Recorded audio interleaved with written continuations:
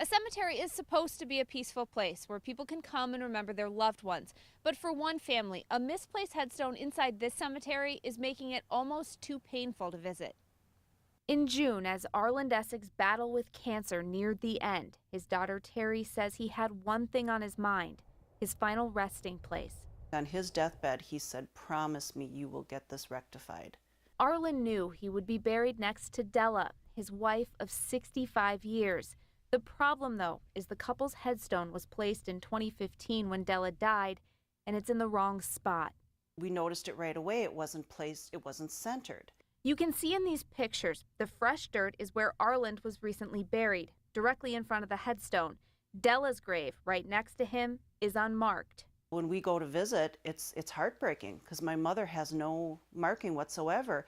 It's like when someone goes to visit their family, they're walking right over her because she doesn't have any marking. At first, Terry says the cemetery, First Congregational United Church of Christ in South Milwaukee, claimed it was in the right spot, but eventually agreed it wasn't. They told me point blank, even though it was our fault, we're not going to do anything about it. Oh, well.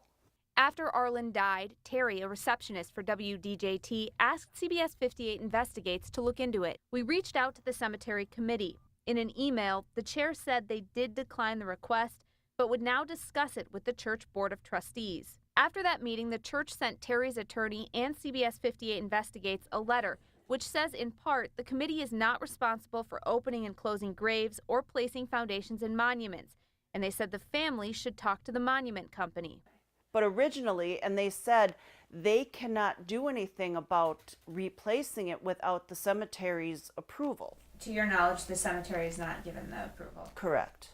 So we called that monument company. The cemetery has the lead. They know where the people are buried. We do not. So they will stake out the property. We then go in and we produce or we place the monument on the grave that they stake out.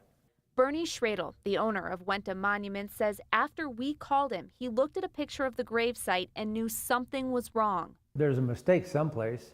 And once I saw the picture, then I figured I'd give them a call and see what's going on and what their side of the story is. And their side, of course, is that they don't know anything about basically where the graves are.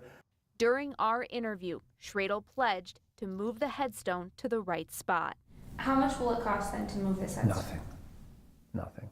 It's an honest mistake. It's a mistake that some volunteer made and didn't know exactly where it was supposed to go. Schradel previously served on the Wisconsin Cemetery Board and is set to be appointed to a second term in January.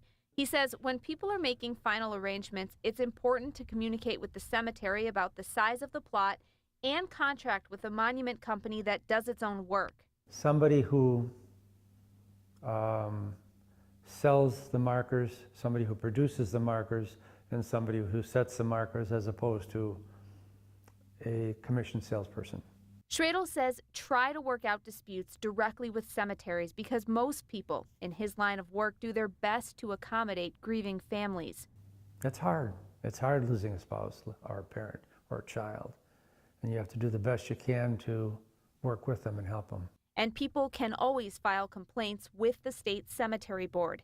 But CBS 58 Investigates let Terry know she won't need to. She says her parents will finally be able to rest in peace. I'm so happy. I mean, I can just see my dad looking down, being so happy. Finally, my mom, after all this time, will have a headstone.